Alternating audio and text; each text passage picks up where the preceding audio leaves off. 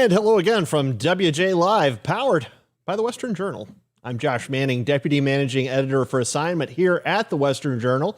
Joining me in studio today, Tara Schneider, Assignment Editor for the Western Journal, and joining us remote from the other side of the country in North Carolina, our very own Grant Atkinson. Grant, welcome to the show.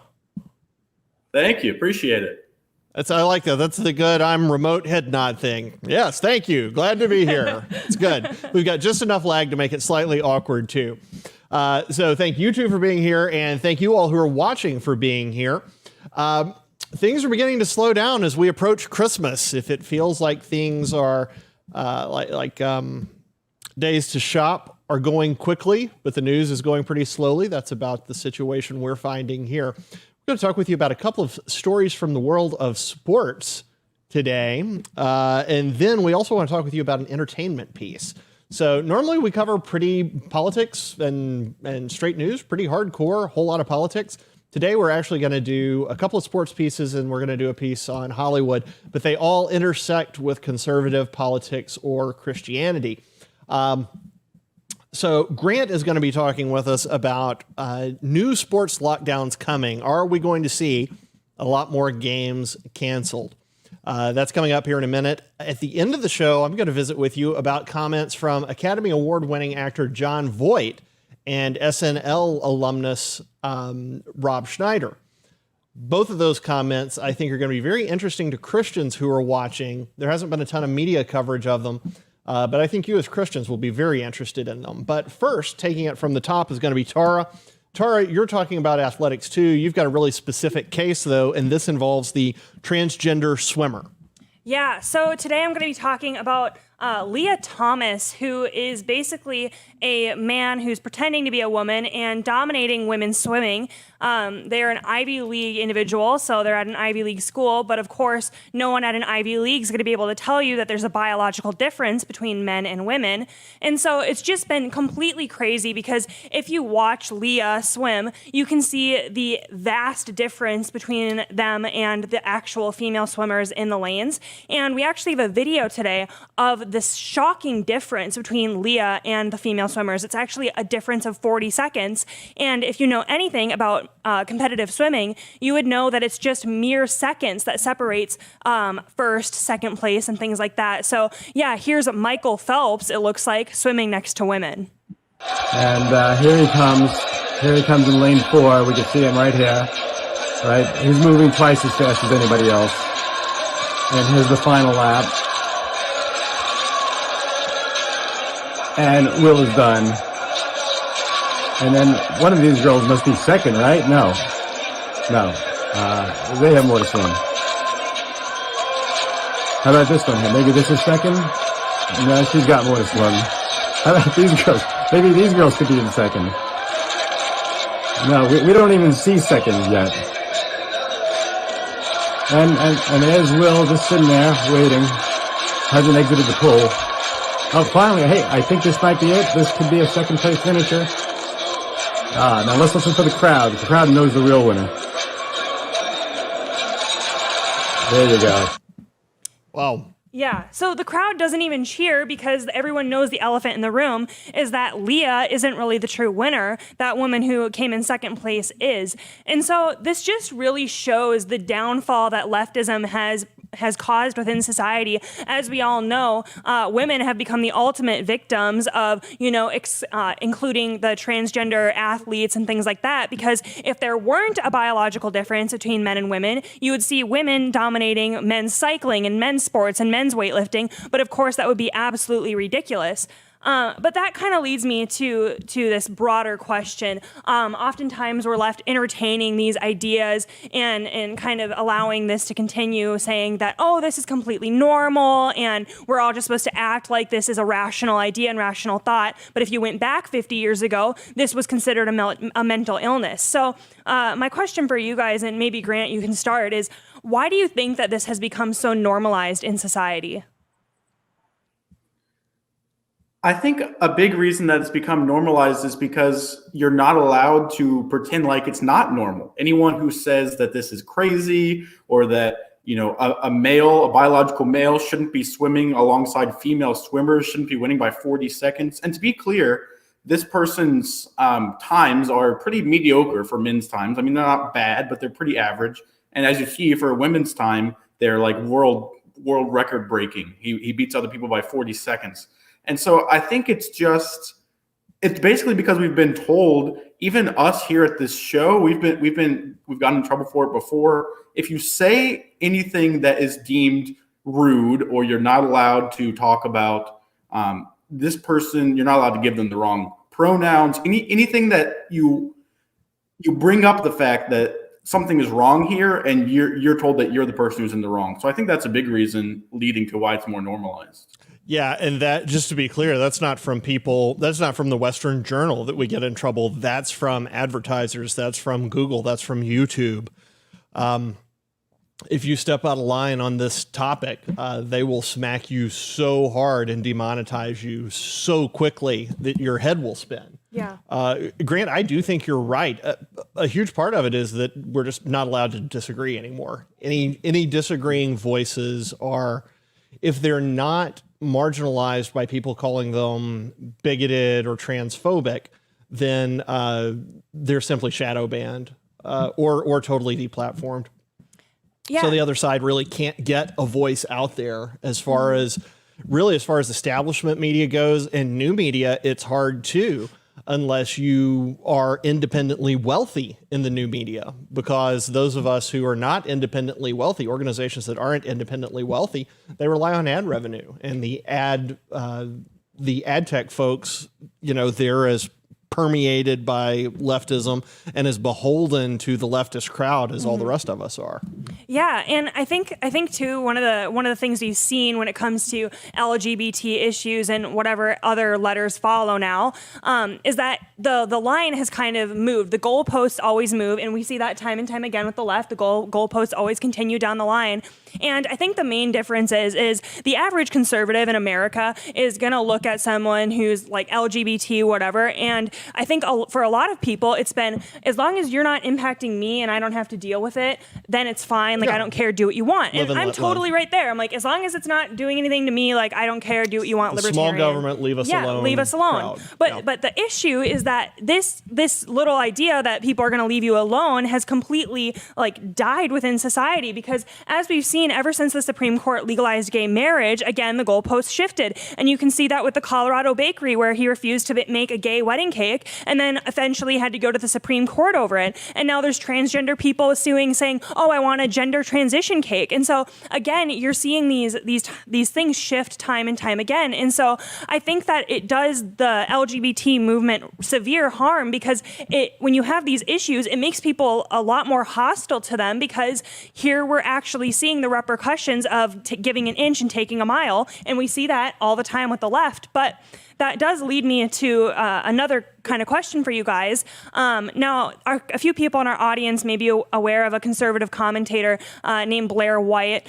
She's transgender, so she was born a man and then became a woman. But as a conservative commentator, she often talks about the vast differences between her and actual biological women, and says that, it would be unreasonable for her to compete in sports. It would be unreasonable to say she's had the exact same experiences as conservative women. And I guess when I look at Blair, I have a lot of respect for her in the fact that she acknowledges those differences. And so my question for you guys is, do you think that there should be a set kind of understanding between people like Blair White, who are just saying, hey, I'm going to stay in my lane, not to make a joke there, but I'm going to stay in my lane. I understand the biological differences. And the people who say, no, I'm exactly the same as you, and it's like I was born a woman or born a man or whatever they claim to be.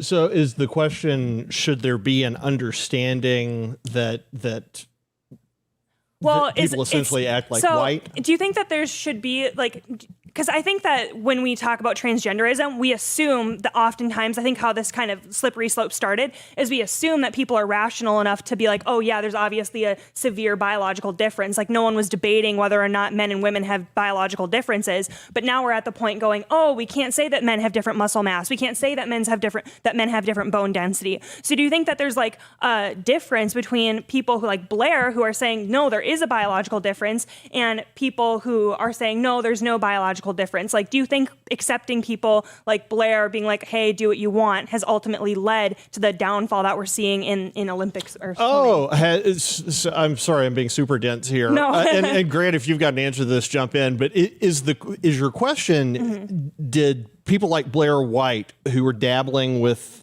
transgenderism, but maybe not taking it to the extent that it's been taken so far, is the question, did those people set us up for where we are? I guess that's kind of like more of a simplified way of viewing it. Yeah. Okay, so that's interesting. So, I mean, I guess sort of definitionally they did. If you look at it as a spectrum, like you've got traditional biological roles here, and you've got people who are trans, who say, look, I was born in the wrong body. I have an XY chromosome, but I'm actually female. And then you've got people over here who say, I've transitioned and I actually I started out as a man. I'm literally a woman now. And no one can say there's any difference between me and a woman. Yeah, I don't know how you get to this point without this thing here in the middle, which is what white would represent.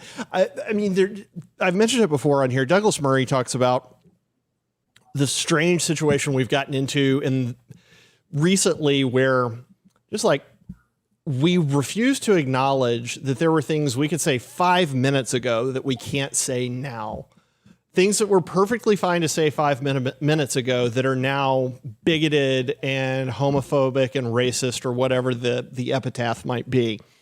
And I'm not positive why that is. I do think one thing is that an enormous amount of the pressure that's being exerted on markets everywhere is from tech and big tech, and those areas are dominated by younger people who definitionally have less life experience. They've not read as much. They're not generally as cultured. They don't have nearly the life experience of other people.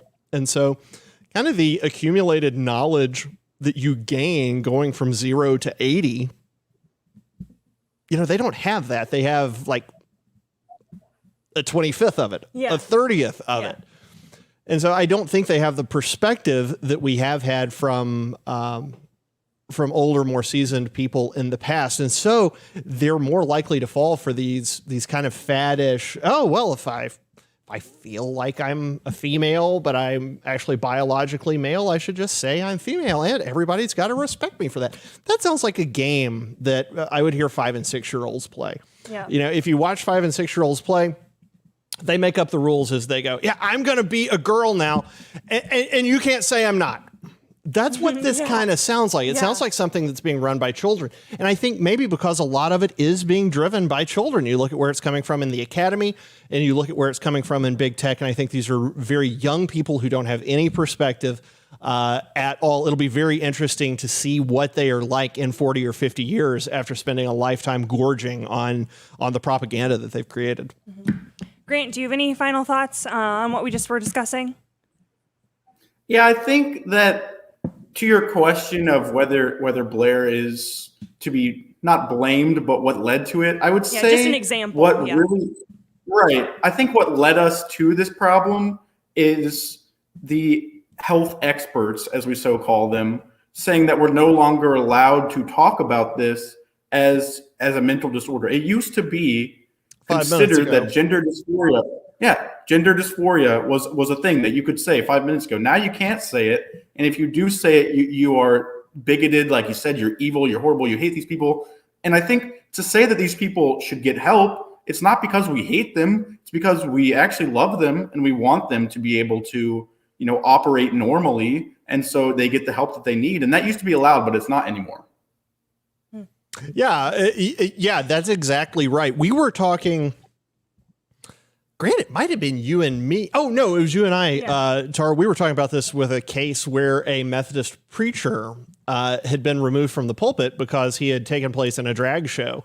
And the reason he had participated, in a drag show. And the reason he participated, he said, is he wanted to show love and support for people in the LGBT community.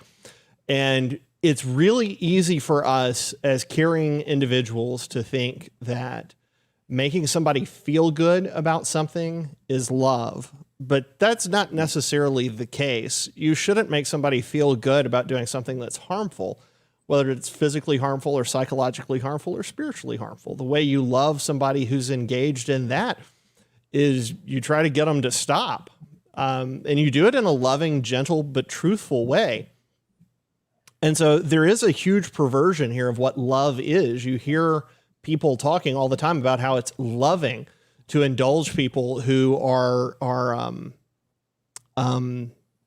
indulge isn't the right word, to encourage and enable people who are trying to alienate themselves from their own biology. And it's not clear to me at all that that's loving.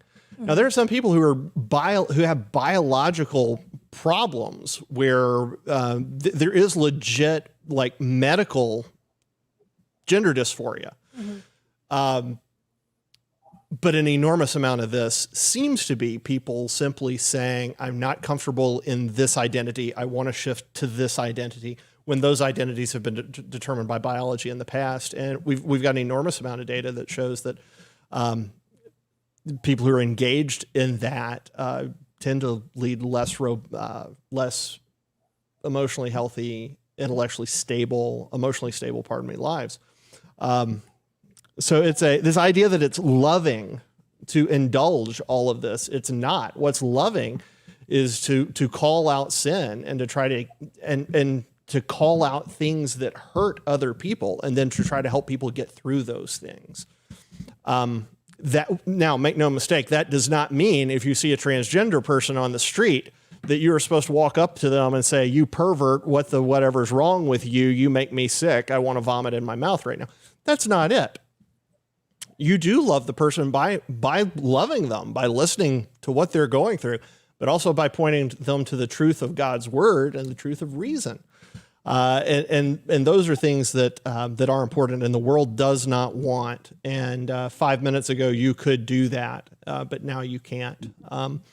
So that, all right. So that was a super specific case as far as swimming goes. Let's zoom out on sports a little bit, Grant. And you've noticed a trend starting back up related to COVID and sports and game closures. Are we about to see more of this? What's happening? Yeah, it really feels like we're exactly where we were about a year ago when things were shut down, or when we weren't playing games, or games were getting canceled because of COVID cases. If you turn on ESPN today, you turn on SportsCenter, all you're going to see is all these people being entered in what they call COVID protocols. They have these in the NHL, the NBA, and the NFL that are all playing right now. Basically, what it means is if you test positive for COVID-19, even if you're vaccinated and you have no symptoms, you cannot play in a game until either you get 2 negative tests within a 24-hour period. They have to be 24 hours apart. You get the 2 tests, or you wait 10 days. And depending on the league, it's a little bit different whether you can get 1 or 2 tests, but 10 days is pretty much what it is. And so basically, it seems that for 7 to 10 days, essentially, you're going to be out. You're unable to play if you test positive for COVID, even if you have no symptoms and you are vaccinated. And the problem with this is that they're testing everyone. Every time that a team goes to a new place, they're getting tested. Every time they travel, most leagues are testing at least once every 3 days, everyone on the team. And for people who are unvaccinated, they have to be tested more often, usually every day. And it's turning up a lot of these cases, which seems bad, seems scary. But I think that it shows a sort of misunderstanding of where we have come from in this pandemic and the logic that we're using, because we're operating under the assumption that every time there's a positive case, that means that person needs to be quarantined, that they can't play anymore, and they should be shut off from society. In my personal opinion, I think that we're not going to eradicate this virus. I mean, it's going to be there. And if the cases are mild, people aren't having symptoms, the whole point of the vaccine was supposed to be that it would give mild cases if you have one. It would protect from severe disease. And so in my mind, I don't see why these people who have no symptoms, I don't see why they need to be tested in the first place. And I don't see why it really matters if they do have COVID. But some people would say that is an uncompassionate position to take. I'm curious what you guys think. Should we be testing people who don't have symptoms just to see if they may be an asymptomatic carrier? Well, I think it's ridiculous, because I feel like at this point, there's been a lot of evidence that proves asymptomatic cases weren't really legitimate as they once thought. So I think that it's basically searching for trouble at this point. And I don't know about the ratios between false positives and things like that, but it just seems like we're looking for a problem now. And I think it just goes to show how ridiculous all of this has become, because as we all know, vaccinated people can get COVID-19 and they can spread it. Twitter doesn't want people to be talking about that, and they're going to ban you if you say that on Twitter. And so again, I think it comes back to this idea that big tech and bigger institutions within the media don't actually care about the science. I mean, we've been told about that for the last year and a half, that we're supposed to care about the science, but the science is showing is that a lot of vaccinated people are actually sick with COVID-19. And so if they actually cared about the transmissions rates and things like that, then they would be talking about this. But the fact of the matter is that they've bit down hard on the vaccine narrative. They still want you to get vaccinated, even though you're going to get it, even though it's not really showing any preventative side effects of COVID-19 besides maybe not ending up in the hospital as regularly. But again, I just don't think that NFL players or anyone who's like physically active or healthy really even needs the vaccine anyways. So at the end of the day, I do think it's just absolutely ridiculous. I just want to know, Grant, what's going to happen to all of those poor to all of the poor COVID test makers when we're not testing everybody 4 times a day? What's going to happen? Nobody's talking about what's going to happen to poor big medical when we're not testing all the time and giving 8 booster shots. Grant, I think I would tend to agree with where you're going with that. I've been tested once. It was when I got sick a few weeks ago. Wanted to see if I had it. I did have it. I was out for about 10 days, and I'm back. The best side effect of COVID for me, a little weight loss. It was lovely. And now with Omicron getting here, as far as I know, we don't have a super good, robust way to look at outcomes of COVID, I guess COVID Prime, whatever the original was, versus Delta versus Omicron. Based on what we're seeing, it sounds like Omicron is a much less severe strain or version. I don't know how it stacks up against the flu, but I do know that getting flu tests is not a super common thing that you do. I think I've had flu tests once or twice in my life. Once when I was really sick and they were trying to figure out, gosh, is this just a really bad case of the flu? Or if it was mono, it was mono. And I know who gave it to me. So I pray to God COVID is beginning to peter out a little bit. I do think there's just this reactionary, I don't know what you would call this. We've been habituated by the media to kind of freaking out at any mention of COVID. So there's a new strain. Right. That means there's something new with COVID that's unknown. So we pay attention to things where we've been habituated to pay attention to, like COVID, and then we pay attention to new things. So Omicron is doubly kind of worrisome for humans. So I think people are kind of like, oh gosh, what does this mean for us? But best we can tell is that Omicron's a lot less severe. It's never been clear to me that the best route isn't just everybody getting the stupid thing and immunity working itself out that way. We've seen places where they have kind of embraced that a little bit, or at least more than we have. And it's very difficult to explain if the vaccines are a panacea. It's very difficult to explain what happened in Israel, where they had the highest vaccination rate, I think, in the world. And then they still got ravaged by a second round of COVID. So I look, at the end of the day, we got to figure out how to live with this thing. I don't know if it's ever going away. It may just be influenza. Consider a world where we had, where for known history, flu had never been around, and then flu showed up 2 or 3 years ago.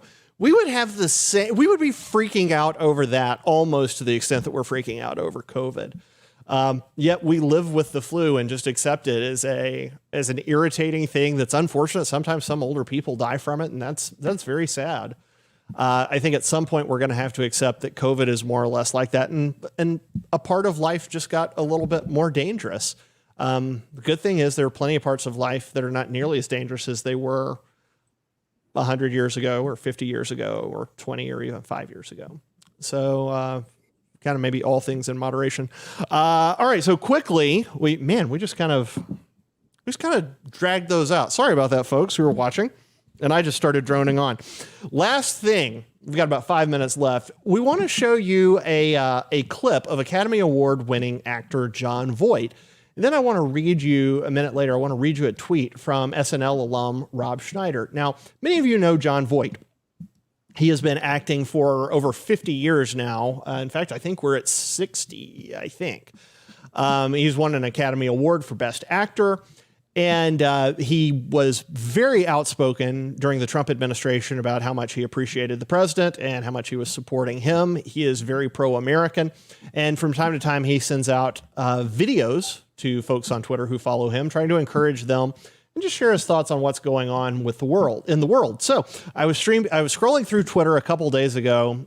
Joey, another of our assignment editors, and I were scrolling through there, and I saw a video from Jon Voight on Twitter, and the caption up at the top said "Happy Holidays." And the first thing I thought was, oh, come on, Happy Holidays. Seriously, we can't say Merry Christmas? And I thought, here's this guy who's super reliable, and even he's doing the Happy Holidays thing. Russ, run the first part of the clip. My dear friends from all over the world, I'd like to wish you all on this holiday season a very healthy and blessed one.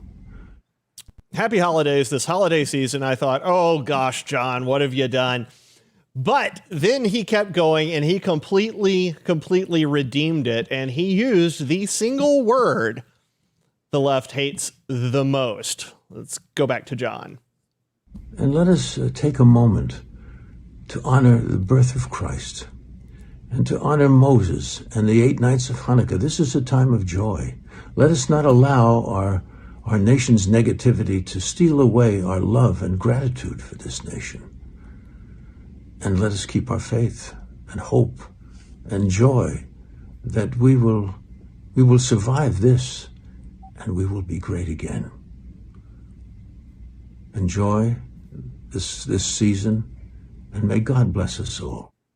I like the "will be great again" at the end, a little homage to Trump there, I think. But the word he used was Christ. That is like kryptonite to the left. It is truly remarkable how vigorously so many people on the left respond when you say the word Jesus. I think they absolutely hate it because Christ was the truth. John 16:2 said, and in John 16:2 he said, "Look, the day is coming when people are going to kill you, my followers, and think they're doing something good." And it doesn't feel like we're just that far away from that these days. I thought it was just spectacularly refreshing to see a celebrity, an Oscar Award winner, no less, actually stand up and just talk about Christmas being a celebration of the birth of Christ. I mean, Grant, I just don't expect that anymore. Do you? I don't at all. I will say John's voice is incredibly soothing. Like when he says our nation's going to be great, we're going to be okay. I feel like he's telling me it is going to be great. But yeah, it's very rare to see somebody mention Christ so openly these days. It's almost not quite to the same level of the transgender language that we were talking about earlier, but it's almost as bad. It's like you can't talk about that. You can't talk about your Christian faith. And so to see somebody talk about it openly and to say we need to have joy and this is a joyous season and to say why it's a joyous season because Christ came to earth and he later died for our sins. I mean, that's where the joy comes from. And it's refreshing to hear someone actually talk about that when it's sometimes not talked about so much. Now, I agree with that. Now, Rob Schneider went maybe even a step more. If there's one thing that irritates them as much as Christ, I think it's the phrasing that Rob Schneider used in a tweet he posted a couple days ago. Rob, as you may know, has spoken out from time to time and articulated some conservative positions. If he is a Christian, I'm not aware of it, though this tweet makes me wonder if he is there at this point. Let's pull that tweet, Russ. Can we show that? No, we can't. Oh, there it is. There it is. So Schneider posted, if Jesus came back tomorrow, all news about his return would be immediately banned on Twitter and Facebook, and a YouTube fact checker would put on warning labels and redirect videos to the CDC and to government warnings of global warming. So Rob used the J word, he used Jesus, and then he dared to talk about the second coming of Christ. That is really foreboding. Only nut jobs believe in that, as the media would have us believe. Tara, I was so refreshed to see, and I like Rob, and he palled around with my all-time favorite comedian, Norm Macdonald, who is also a Christian. I just found it super refreshing that a celeb would get out and actually talk about not only Christ and not only the ridiculousness of the big tech, big media complex, but also just the second coming. I thought that was just super neat. Yeah, I think it is super neat, and I think we oftentimes can or see ourselves falling into, oh my gosh, it's the beginning of Revelations or the starting up of it, which they all thought in Jesus' time too. So now we especially think about it 2,000 years later. But I think it is really, really encouraging to see stuff like that on Twitter, because oftentimes we talk about some kind of pretty grim stuff and some pretty grim news here. And so I think it is really encouraging that we can see like two major celebrities talking about the birth of Jesus Christ, and ultimately the beginning of everything, in the beginning of God's salvation, sending his son to earth for us to die for our sins. And so I think that that's obviously the best good news you could ever have in the world. Yeah, that's good. Yeah, excellent way to tie that up. And that is it. That is it. In this Christmas season, that is what all of this is about. And as we know, things tend to get lost in presents and family get-togethers that can be really stressful and that sort of thing, traveling as Grant's doing, seeing in-laws, meeting new in-laws as Grant's doing, unless the relationship just totally disintegrates while they're traveling together, which I've told Grant I think is a real possibility. I'm just saying. We're placing bets. I'm just saying. But when you strip all of that away, that is what this is all about. It's remembering that 2,000 years ago, a virgin gave birth to the Son of God who lived a sinless life, grew up, taught us how to live, and then died on a cross so that we actually could live. Salvation is not about, I had a friend who used to say, salvation is not about learning lessons from the life of Christ. Salvation is about gaining life from the death of Christ. And that is it. There was no way to bridge the gap between us and God. Our sin was too great. Sin, if you're not familiar with the term, it doesn't necessarily mean this nasty thing you've done over here. What it really is an archery term. It just means missing the mark. It just means messing up. We're just flawed. We're just fundamentally messed up. And there was no way to right that relationship with God until Christ. And he died on the cross, and the infinite, eternal Son of God, in a finite amount of time on a cross, paid for our sins that would have taken us an infinite amount of time to pay. He made a way for us. So that is, as we're in the Christmas season, remember that. That is the entire point of this. It's trite to say sometimes, but Jesus really is the reason for the season. He really is. And our salvation was wrought by what happened in Bethlehem 2,000 years ago. So on that note, we've still got one more episode, I think, before Christmas. I don't think we're on next week. They'll probably shout from the booth and correct me. But we'll talk a little bit more about this Friday, I'm sure. But until then, thank you so much for joining us today. This is WJ Live. We're powered by the Western Journal. Thank you for watching online. If you're watching and you haven't clicked the subscribe button, be sure to go ahead and click that. When the little bell pops up, you'll be able to click it too. That's going to make sure you get notified when we go live. Also, if you feel led to support the work we're doing here, and I hope you do feel led to, we're not funded by billionaires, we're just a family-owned business. If you feel led to support us, you can go to westernjournal.com/join, westernjournal.com/join. There are several ways there that you can partner with us to stand for the truth, to stand up against the left, to work to save America, and most of all, to work to promote biblical truth. All right, so that's it for us. Grant, thanks for being here while you're on the road. Be safe while you're traveling. Tara, thank you for being here. And for everybody else, I'm Josh Manning. Remember, we're going to see you again on Friday at 5 p.m. Eastern, 2 p.m. Pacific. Thanks for watching WJ Live.